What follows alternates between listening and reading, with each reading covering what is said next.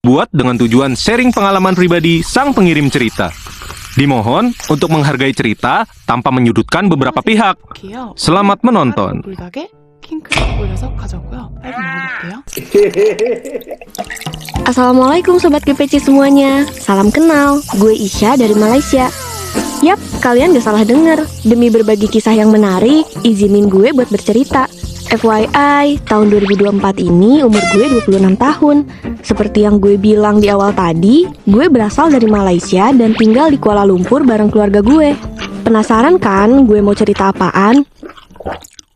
Memang benar, pada dasarnya kita ini hidup gak sendirian. Kita hidup saling berdampingan, bahkan dengan hal gaib sekalipun. Kisah ini bermula setelah gue lulus dari jurusan Diploma in Information Technology atau IT. Ya, namanya juga lulusan baru. Saat itu, gue sibuk nyari kerja kesana kemari. Berjuang dan berusaha adalah jalan ninjaku. Gue inget banget, waktu itu gue kenalan sama seorang cowok via Facebook. Ya, lumayan lah buat nambah jaringan koneksi, hehe. By the way, kita gak pernah ketemu loh. Selama masa perkenalan, gue mulai ada rasa cinta dan sayang sama cowok ini. Sebut aja namanya Faris. Kalau secara umur sih, dia lebih tua dari gue. Kita udah saling kenal kurang lebih 2 tahun. Dan dia udah janji katanya sih mau ngelamar gue. Sialnya, di masa-masa on fire komunikasi, tiba-tiba dia ngilang gitu aja. Gue udah coba hubungin Faris, tapi dia susah banget buat dihubungin. Rasanya gue mulai hilang arah. Di saat gue mulai mengenal cinta, di saat itu juga gue sadar harus mengenal yang namanya rasa kecewa, sedih, dan patah hati.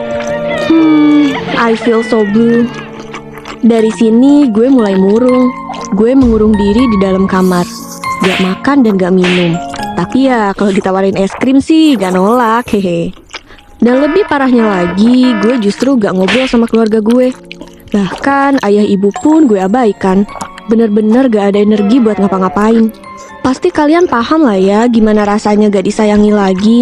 Rasanya hopeless dan loveless. Semuanya terasa hambar dan kosong. Tanpa disadari, gue mulai menyalahkan diri sendiri atas semua yang terjadi. Ibu gue ngelihat gue ngomong sendiri. Bahkan sebenarnya yang gue rasain tuh kayak lagi berkomunikasi sama orang lain. Keluarga gue mulai khawatir dengan keadaan gue. Takut kalau gue malah kenapa-napa. Akhirnya mereka mulai membujuk dan menyemangati gue. Dan tak lama setelah itu gue mulai bersemangat kembali. Terus waktu itu kakak gue ngajakin ngobrol di rumahnya. Ya sekedar chit-chat untuk melupakan hal-hal buruk yang udah gue laluin saat itu. Finally gue mulai dapat kerja di tempat baru. Tapi gue mulai memperhatikan kayaknya ada yang gak beres deh. Gue mulai melihat sesuatu yang gak seharusnya gue lihat. Tapi makin lama gue coba untuk abaikan mereka, eksistensi mereka semakin jelas. Pas gue pulang kerja malam, gue kaget ngeliat sosok pocong di depan gue. Tiba-tiba muncul gitu aja. Jelas gue takut, tapi gak ada pilihan lain. Gue berjalan menjauh dan mencoba menengok ke arah belakang. Pocong itu masih berdiri diem dan natap gue. Gue lari sekenceng-kencengnya menjauh dari situ. Semenjak kejadian itu, makin lama mereka makin sering muncul di kehidupan gue. Gue mulai risih dan takut karena bener-bener kayak diliatin terus. Gue coba ceritain ke ibu gue. Ibu gue sangat khawatir dengan keadaan gue. Saat gue pulang kerja, gue gak menyadari makhluk itu ikut gue pulang. Dan gak lama setelah itu, kakak gue mengalami demam. Ini aneh banget. Setiap kali gue pulang, setiap kali itu juga kakak gue demam. Gak butuh waktu lama, ibu gue mulai memanggil seorang ustadz untuk membantu kami biar diobati dari hal-hal gaib ini.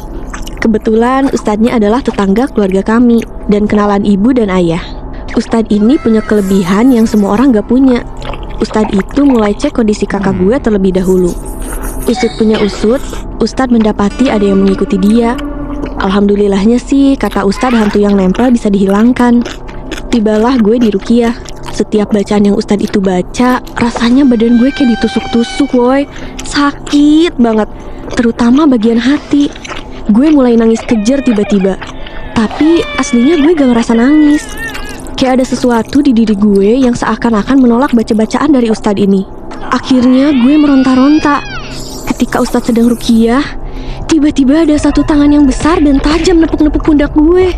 Rasanya berat, panas. Gue jadi gak terkendali. Dalam diri gue ini rasanya pengen banget marah. FYI, di dalam rumah gue ada satu cermin yang sangat besar menghadap kami. Gue seperti melihat sosok hitam besar itu dari pantulan cermin, tapi wajahnya gak jelas. Gue coba lihat ke arah bapak, ibu, dan kakak gue. Kayaknya mereka gak lihat apa yang gue lihat. Cuma gue seorang yang lihat. Gak lama setelah itu, selesailah sesi ruqyah. Ustadz mulai tanya ke gue, kenapa tiba-tiba nangis? Gue jawab, gak tahu. Tiba-tiba aja air mata saya ngalir deras, Tad. Setelah dengar penjelasan dari gue, Ustadz mulai ngasih tahu penyebab semua ini terjadi. Ustadz itu ngomong, kamu tiba-tiba menangis karena itu bukanlah kamu. Itu adalah Qorin kamu yang tidak mau berpisah dari kamu dan coba menguasai kamu. Jelep. Tiba-tiba semua terdiam dan terkejut. Lalu ibu gue memberitahu Ustadz itu kalau gue sebelum kejadian ini pernah mengalami depresi. Setelah mendengar semua penjelasan dari ibu gue, Ustadz itu pun mulai menjelaskan pada kami. Kemurungan itu juga adalah salah satu penyebab semua ini terjadi. Ketika kamu depresi, Qorin kamu mulai muncul dan tubuh kamu merasa lemah. Dan kamu tidak bisa mengendalikan tubuh dengan baik. Kamu merasakan dia mengendalikan tubuh kamu sepenuhnya dan dia berusaha untuk melukai dan mencelakai kamu, mulai membuat jiwa kamu semakin lemah. Astagfirullah, gue gak nyangka ternyata dampak negatif dari depresi berkepanjangan selama ini malah bawa petaka ke diri gue sendiri. Dan Ustadz itu mulai memberitahu gue amalan-amalan apa aja yang bisa gue lakuin buat melemahkan dan menundukkan kembali Qorin itu. Setelah semuanya selesai, gue kembali kepada kehidupan biasa, bekerja seperti biasa. Alhamdulillah, gue mulai kuatkan diri dan Qorin gue mulai lemah. Udah gak ada tuh teror-teror gaib dari sana-sini. Dan sekarang gue makin dekat dengan seseorang yang lebih baik dan insya Allah kami akan menikah setelah lebaran nanti. Alhamdulillah, pelajaran yang bisa diambil adalah sebesar apapun kesedihan kita harus senantiasa ingat kepada Allah Subhanahu wa Ta'ala, dan Allah pun akan memberikan orang yang lebih baik. Jangan bersedih terlalu lama, terutama yang perempuan. Jangan mau terpuruk karena cinta dan dibutakan oleh perasaan yang negatif. So, makasih ya yang udah mau dengerin cerita gue.